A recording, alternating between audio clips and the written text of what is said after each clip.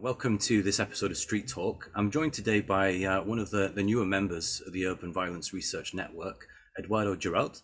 He's a documentary maker and someone that has carried out a lot of interesting research, really, and kind of on the ground documentation of organized crime, but particularly the guys on the streets.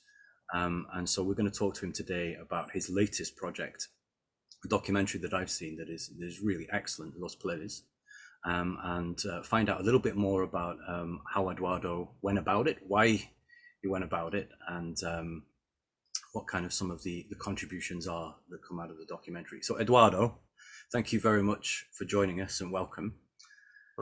Professor, thanks for having me here. It's amazing to be able to have this talk with you, and I'm really excited about the level of conversation we're gonna be able to have in relation to this to Los Plebes.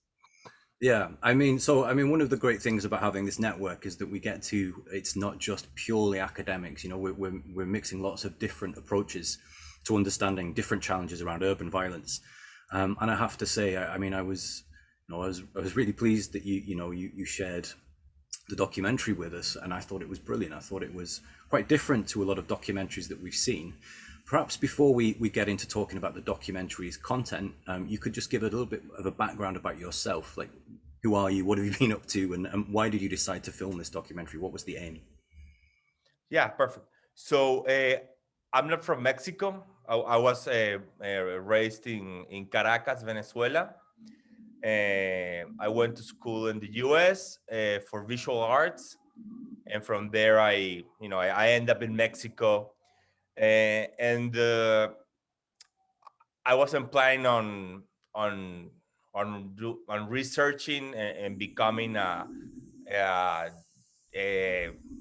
organized crime geek, right? Yeah.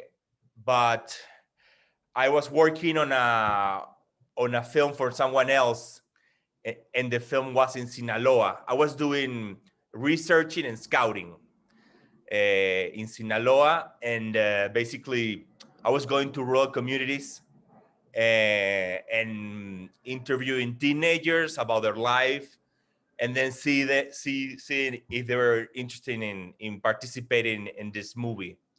The movie was based on a bank robbery that happened in Sinaloa in the 80s, and that was organized by a team of teenagers. Right now that bank robbery is like a folk tale in Sinaloa, so everyone knew about it, and the director wanted to use real teenagers from Sinaloa. And I usually do a lot of field research for other filmmakers when they need to get more facts and details for their script, as well as finding them people who can actually be part of the movie, but who they are not actors, but they actually look like the characters in the script. So anyway, as I was looking for these teenagers and doing interviews, I started to bump with youngsters who work for the cartels, which was something that wasn't surprising because I was in Sinaloa. It's like you start interviewing teenagers in the favelas in Rio, as you know, Professor, and you're gonna end up bumping sooner than later to kids who work for Comando Vermelo, right? It's not that crazy.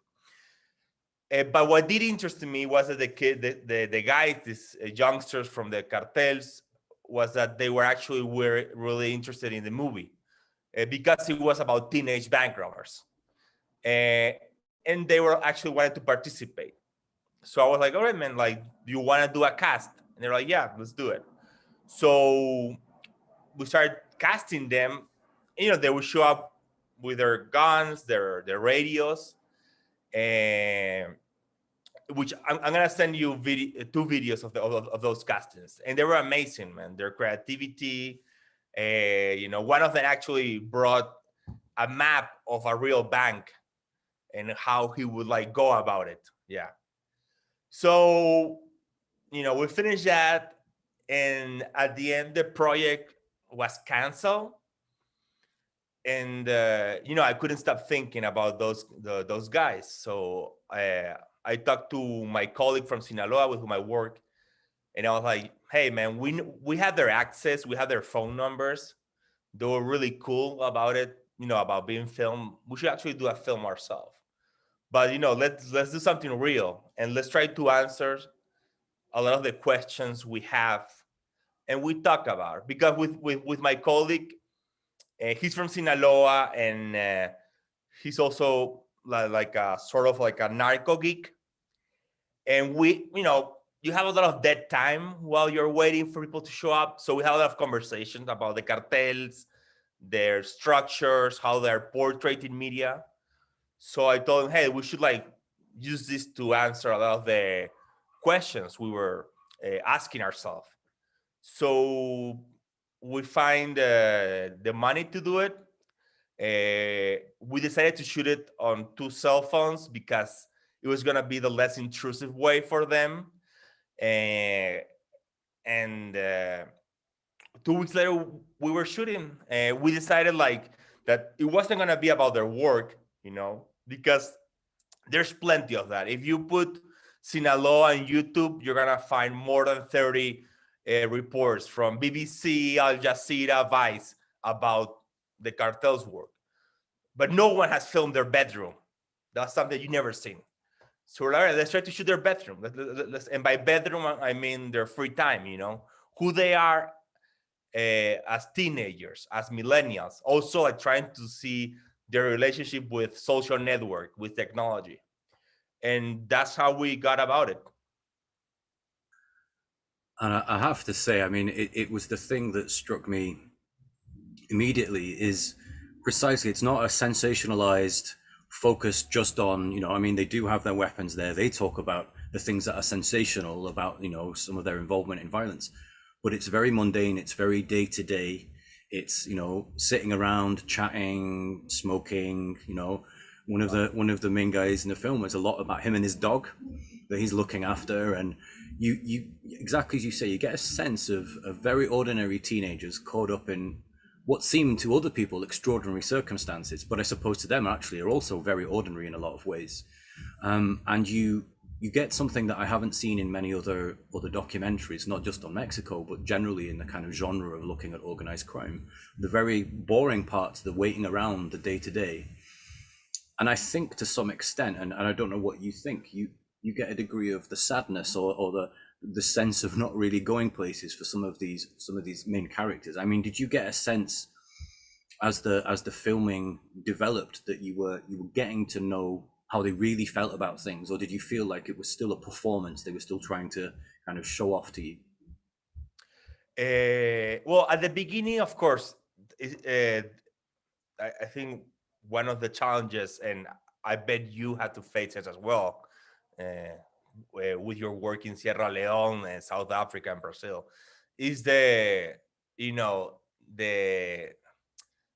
their need to meet up their expectation of what a criminal is, of what a gangster, their public mask, right?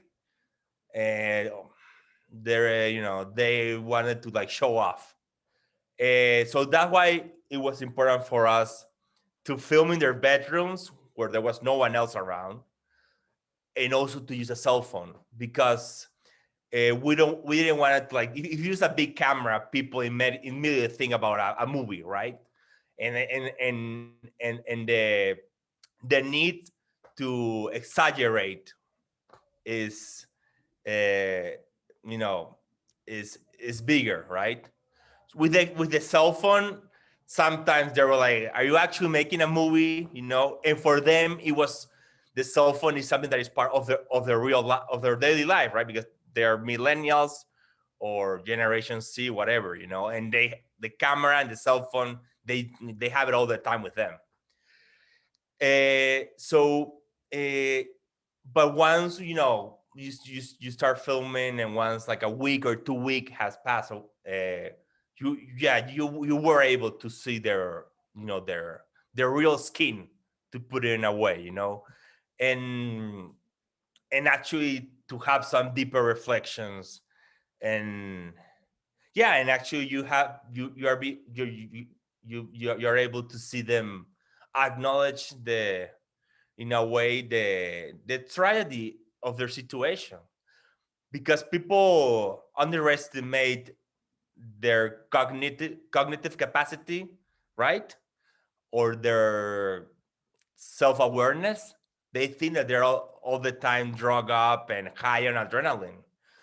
But as you said, there's a lot of dead time, and there's a lot of thinking about death and life, and the uh, cost and benefit of doing this.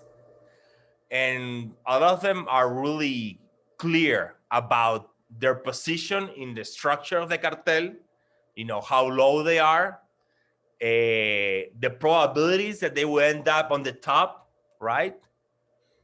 And also the absurdity of all the war, how meaningless in a way it is, right? So it's there's a lot of depression, and actually that I did end up with a feeling that a lot of the approach you need with this youth is through a mental health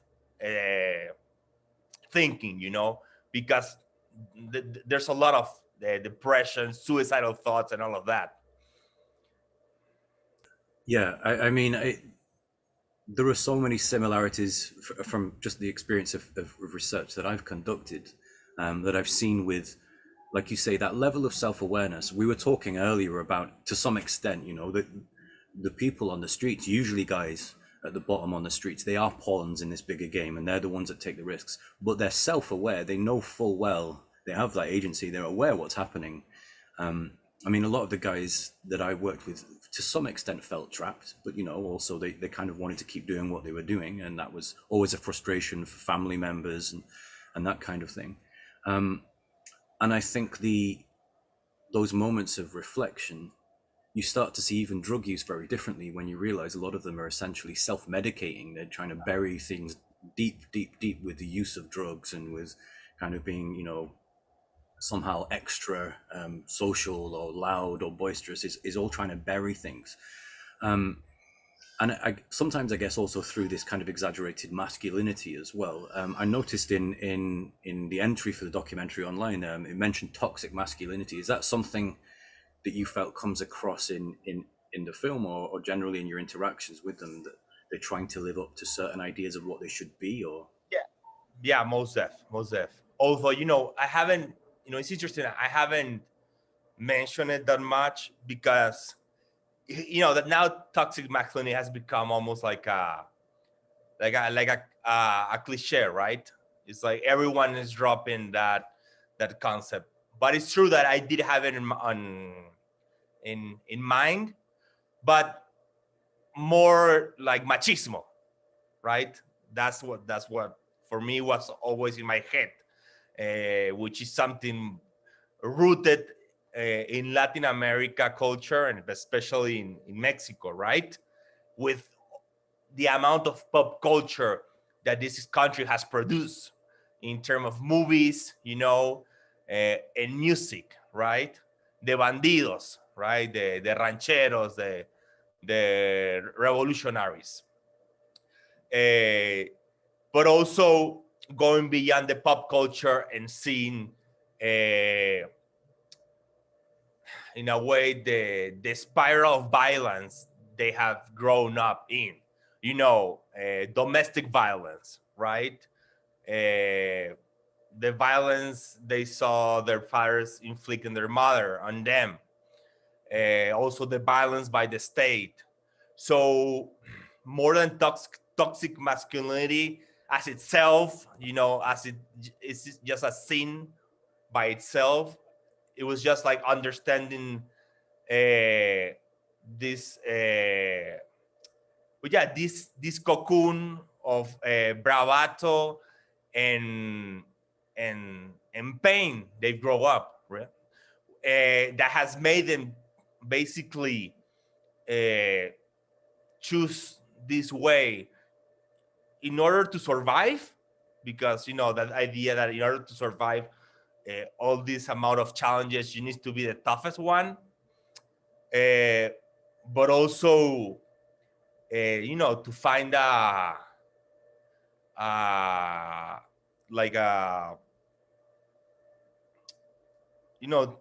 meaning in all this disaster, and like this lack of options and this surplus of abuse of being, I've gone through all of this, but it has made me tougher, right? And now it's payback time. And so by toxic masculinity, I like to see it on this context, right? I mean, you've already explained to some extent how you got the access, but how were you able to build trust or get permissions to film? It's a good indication that you're aware of that challenge. The way the documentary starts, it actually begins with a car journey where someone kind of, I think, flags you down or flags your colleague down and says, "Hey, why are you filming?" So was that ever a problem for you? I mean, was it kind of permission came from the top and they said, okay, as these are your limits, you can film this, but you can't film that? Or was it more fluid than that? How did you navigate those potential dangers? So, well, we did have like a security to-do list, because people talk about security protocol, but that sounds like almost like something that is that's never gonna fail, and it's bullshit. Once you're in the ground, it's more like, okay, let's try to follow the steps, and maybe things are not gonna go the worst, right? So we did follow some security steps, and basically, man, it was first try not to act like a spy, right? Like, it's not like you're gonna get there, like, landing in a parachute and then just blend in. That's not gonna happen, man. I remember once in a talk with a photojournalist who had worked a lot in Afghanistan, and he was like, the worst idea is to try to like buy the clothes from the local, right? And pretend you look like them while you're wearing $300 hiking boots. People are gonna know you're not from there. And that's the same here. Like, even if I try to wear a Hugo Boss shirt, right, and a hat with the Sinaloa baseball team, people are gonna find out I'm not from there, and actually it's gonna make them more suspicious. Like, why is he trying to blend in? So that's one thing. Like, don't try to do it undercover.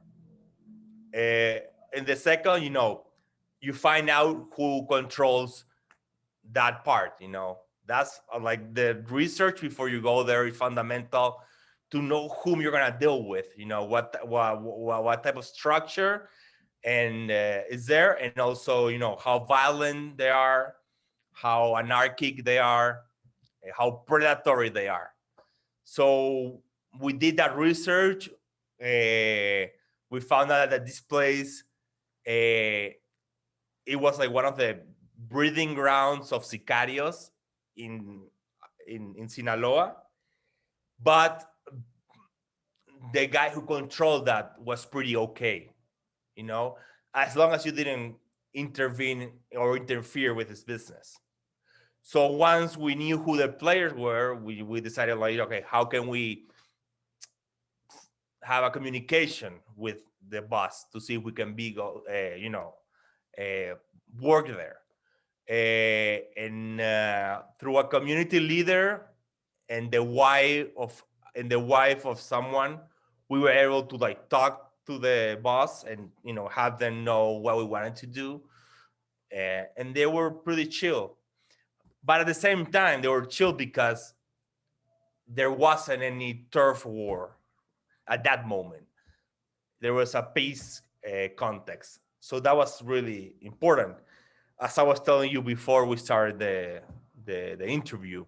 Nowadays, that would be impossible because there was a inner battle in the Sinaloa cartel, right, between the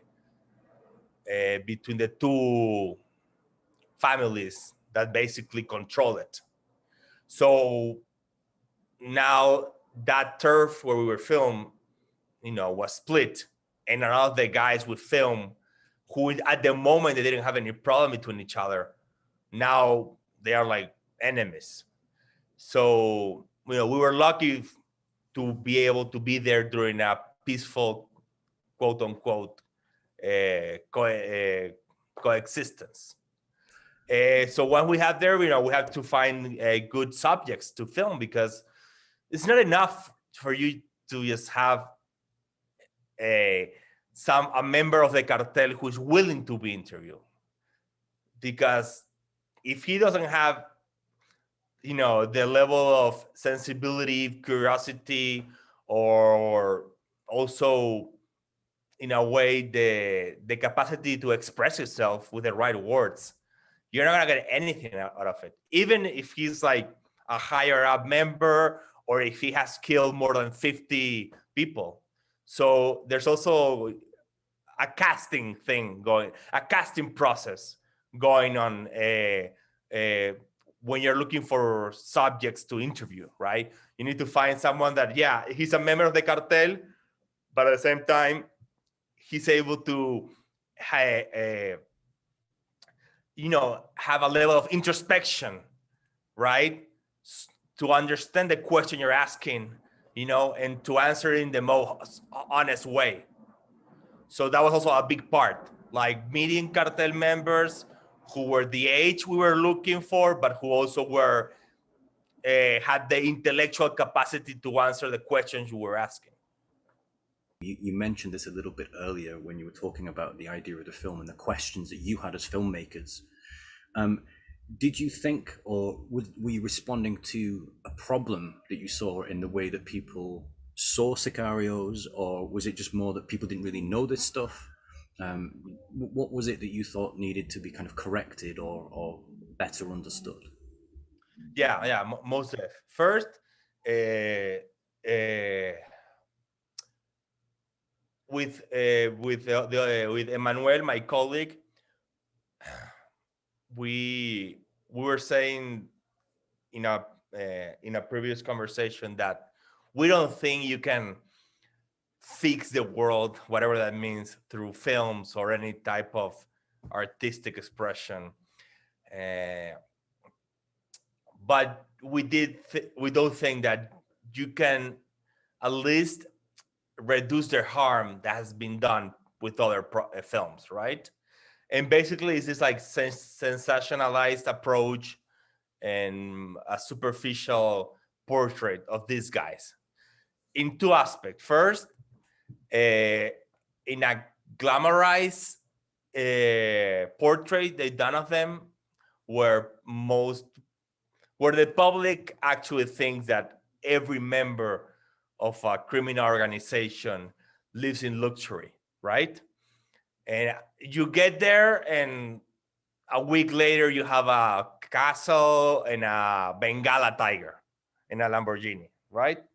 And in our documentary, we show that that's not true. That you see that most of them live in poverty. And actually, you actually see that a lot of them don't have money, or that the payments are late, right? Because there's no way of having digital transaction. Everything is through cash. So that makes it really difficult. At the same time, there's a lot of foul play by the bosses, exploiting their workers like in any other factory. So you understand that the economic incentive is not the main thing that drives them to belong there. And at the same time, you start to question yourself. So if it's not economic incentive, why would they risk their neck, right? Like what's happening with the risk versus reward logic, right?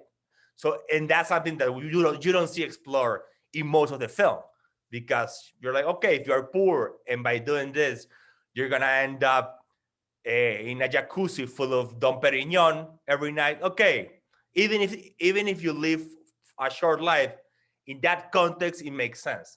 But you don't see that. So then the situation is much more trickier, right? So why would you do it then? And also, so that's for one side. But also the other side, and I think it's the most controversial aspect of our film, is to humanize them, right? To show them as teenagers, as young men, not as like psycho killing machines, right? It's not like an army of, you know, serial killers who do enjoy killing every day nonstop, which is the image that most people have.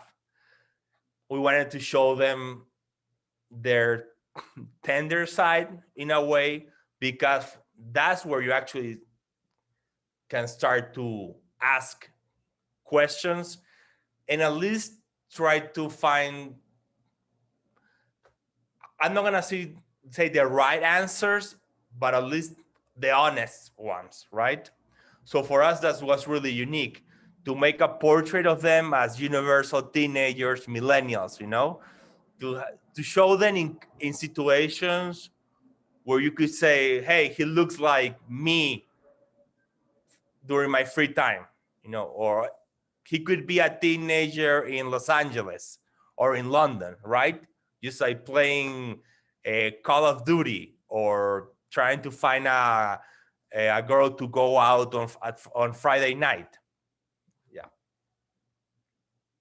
I think in one of the bedrooms, there's a map on the wall in the background, which I think is the Grand Theft Auto map. And I remember watching it and thinking, I mean, that's often the difference, you know, it's like the only, the difference with those guys and guys in many other cities is that they can go and live an element of that lifestyle outside. It becomes extended into their daily lives. But yeah, I 100% agree with what you're saying about what your film does in humanizing, and I think it's dehumanizing it. It's reversing that distancing that often happens, particularly with media reporting, but also sometimes with scholarship, I think, where things become very sterile. You talk about criminal actors and you forget that you're dealing with human beings, and certainly from the media's perspective, not monsters. And they're doing monstrous things often. They are doing terrible things, but it becomes more complicated to address once you realize they're not the monsters that might make it easier to accept. But there's a thing, and I'm pretty sure you have experienced it as well, is that there's a compassion that young actors from conflict zones, let's say in Syria or the Democratic Republic of Congo, enjoy, that young members from a criminal outfits are deprived of, right? So if you see a documentary on young soldiers from the Lord Liberation Army, right? They are referred to as child soldiers, right? Or people who are almost forced to be part of the militia. Which, yeah, I know in a lot of cases they actually go to their villa and they're dragged into, which that happens here also. But a lot of times, you know, the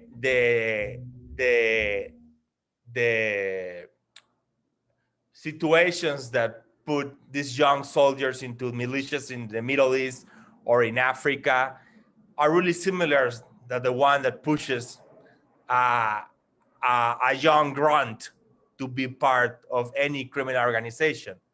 But there's I don't know if it's because there's no idealistic element to it, or nationalistic, or what it is, but people who work for the organized crime or a criminal group or a gang, they don't enjoy that level of empathy or of understanding, you know? Like you hear people talking about how you say the De-radicalization. yeah, of youngsters who want to join ISIS, but you don't hear that talk about youngsters who want to go and join a cartel paramilitary wing, right? I think, yeah, you're bang on there as well. I mean, I fully agree with that point that you're making. As you know, I used to do a lot of research with former child soldiers and ex-combatants in Sierra Leone, and there is an interest, there's a general compassion that comes across from international charities, from my young students. You know, they understand that they were victims of circumstance, even the ones that might have volunteered. You know, it was a war situation and it's a terrible thing, and dealing with endemic poverty and a failed government and all of these things. There is a lot of understanding of, even when they've carried out atrocities, that maybe I would have done that in similar circumstances. And then when it comes to crime, especially again, popular reporting, I think you're right, there's so much more stigma, and there's a sense, especially in the communities, in some of the communities that I've worked in, there is a sense of, well, that's their choice. They're bad. They didn't need to do this. I mean, community members will sometimes say that. Why are they doing this? I didn't have to do it.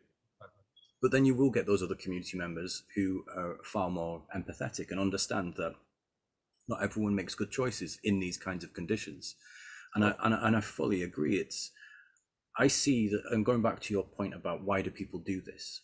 You know, why do people get involved in gangs or trafficking groups or armed groups if there's a high risk of death, and it's not just about money, and often isn't about money at all. And I see that similarity in both war context and the context that you're looking at for a lot of young people. Gives them a sense of power in a general situation of powerlessness. It gives them a sense of self-respect when they can't find it in other ways, when they're not very good at school or they don't have the family support. Maybe they get the family in that group. So I think your film is really valuable in making those points that you just made, and it does it in a subtle way. It's not like in your face. It comes across really well that these are very human experiences. These aren't monsters. These aren't, kind of reckless youth ruining communities necessarily. But I think that's an uncomfortable message for a lot of people. Have you had the opportunity yet? I know it's early days to have screenings in Mexico. If you had feedback from Mexicans on what they think about this. So yeah, so we did have some screenings in Mexico. It was just like a 48-hour screening, because of the COVID. It was all done online.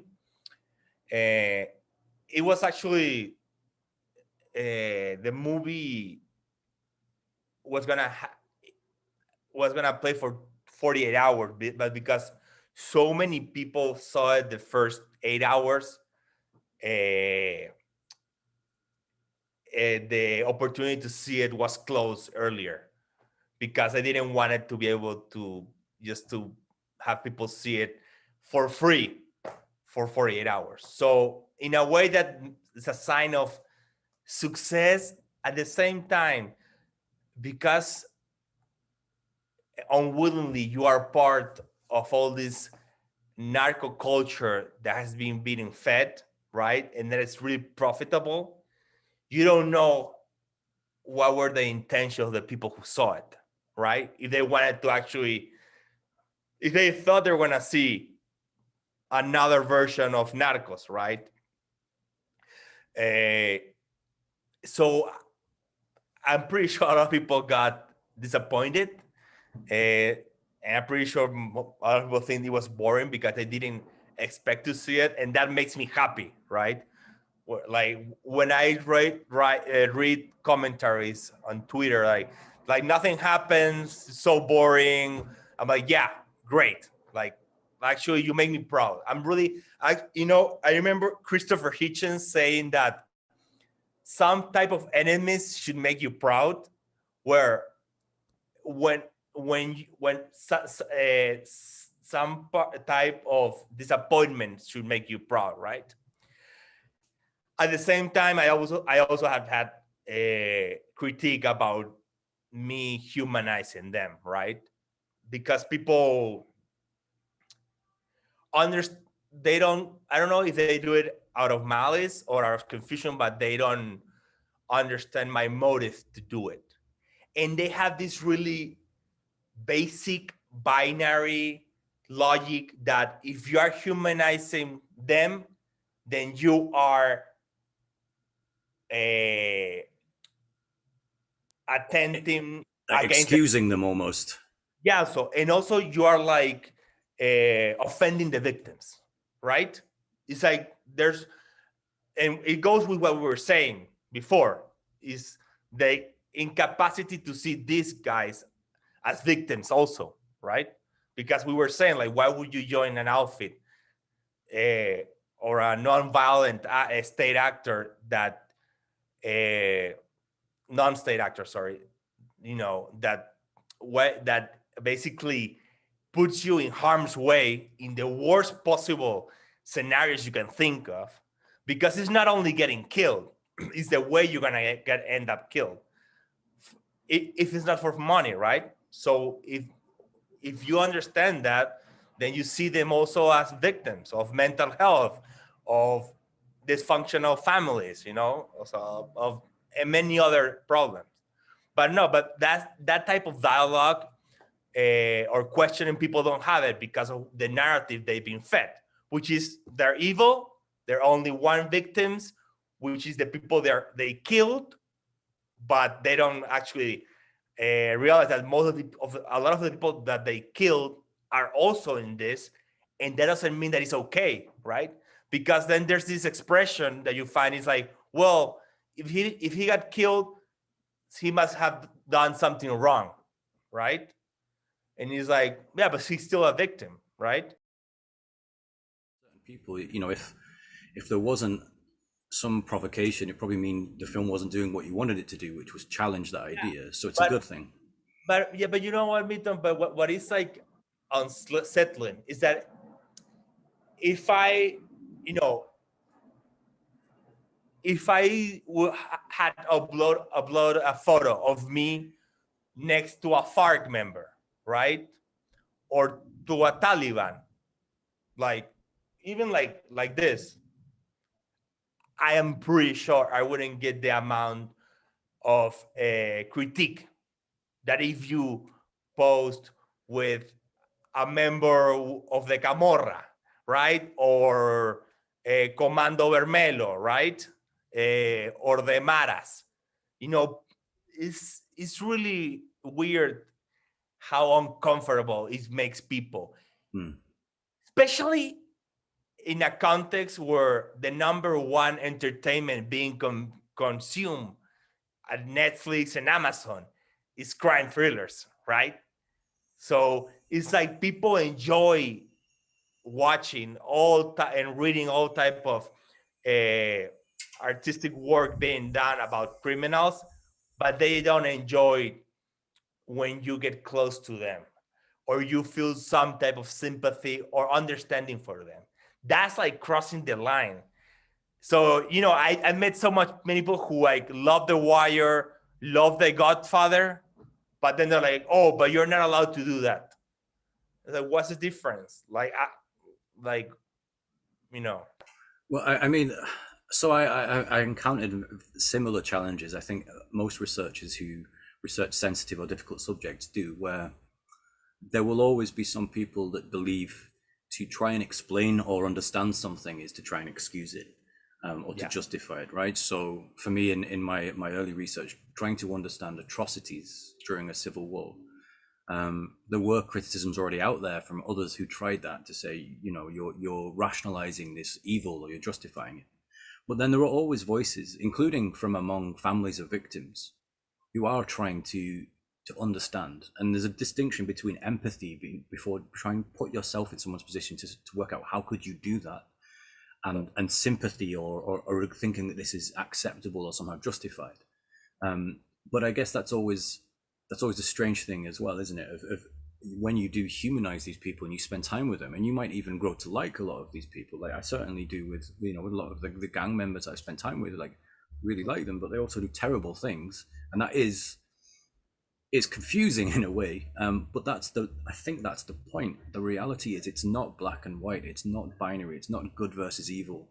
And maybe some people would like to divide the real world from entertainment, and Narcos can go on the entertainment side, but the real world you should leave alone. But Exactly. I think what you're doing here is asserting the realities that maybe do make people uncomfortable in some ways, including the guy that you filmed who would rather it be more like a Narcos episode.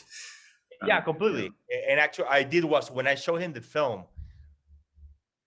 my colleague was like, he was more worried than I was. He was like, man, there's some scenes where he he might think we're portraying him as a loser, right, or a clown. And I was like, well, I don't see it that way. Yeah, there's some scenes that are sad, but I understand what you're saying. That in comparison to the ideal he has of himself in this criminal persona has nothing to do with it. It's like it challenges all his archetype, his criminal ethos is completely destroyed. But well, let's see what happens. And it didn't happen. He just find it boring, and he did enjoy to hear him reflect in deeper issues, right? So, yeah. No, I think Now, what you've got. I have a question with you for you. If Okay, you should go ahead. Did you ever felt that you were bending your moral compass too much? Like, do you ever felt confused yourself? I was about to make a joke about I'm not sure I have a moral compass, but that's I shouldn't say that on the video. No, not really. I think I was always pretty clear. It's not really something that gang members, or when I was dealing with people that commit atrocities, none of them would ever say, well, violence is obviously a good thing, killing people is a good thing. They would all acknowledge that what they'd done, theoretically, isn't a good thing. And they weren't expecting me to, by spending time with them, feel like I was somehow trying to validate their choices. But then there would be situations, usually,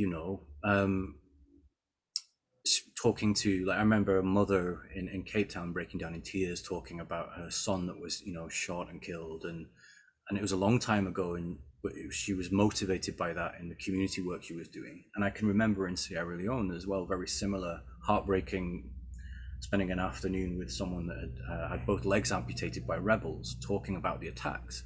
And coming away, sometimes it's easy, even when you're researching this stuff, to be disconnected. But at those moments, being really very aware of how horrible and horrifying the violence is that the guys that I was spending a lot of my time with had done. But it wasn't a moral problem. It wasn't that I was feeling like it was wrong, or that I was kind of in sympathy with what they did. It was just more confusing because I liked them and they'd done these terrible things. And you're trying to negotiate that thing that is difficult for humans. It's like, how can this person be so charming or quite shy, and yet having carried out, this rape or this murder? But that's part of the explanation, that they're human. So there's something that's within us. There are the possibilities of things that we can do without us having to be monsters. It's not just this small percentage of psychopaths out there that do these bad things. So I wouldn't say, I think it's the same type of critique and hate that Anna Arendt received with Eichmann in Jerusalem, right? Yeah. Or recently, Jessica Stern, she wrote a book about it wasn't Milosevic, it was the other guy who was involved in the genocide in I don't know if it was Bosnia or Kosovo now, but basically the title was something like my friend the war criminal or something like that. And she got so much hate, and it was painful to see her on Twitter explaining herself, because I could feel, I could relate to her in a way, like, but it's like, first of all, there's a lot of crocodile tears outside there, of people who enjoy playing the crying game, right? Like, but at the same time, like, I did understand maybe like some type of guilt. For me, especially 2019 was a year of a lot of action for me. Like, there was a point where I ended up living 2 weeks, living in a house, in a security house from some narcos in Sonora, and actually was a really violent outfit. Like, they still can't understand how I got access there. Actually, I can still, because it's a part in the desert that is like Mad Max, man. They're like 8 groups trying to control the desert because that's where all the drugs and the migrants go through. So there's a lot of money involved. And because it's a desert, there's almost no government authority. So they can do whatever, man. I'm talking about, tying people to cactus, whatever, man. And that was like 2 weeks in this security house, or this safe house, living with them, sleeping with them. And when I came back, my girlfriend told me, the way I was talking about things, she was like, things are changing with you. Like, you used to have more clear what was good and what was bad, but now I don't know. So I was like, I was taken aback. And that's what I asked you.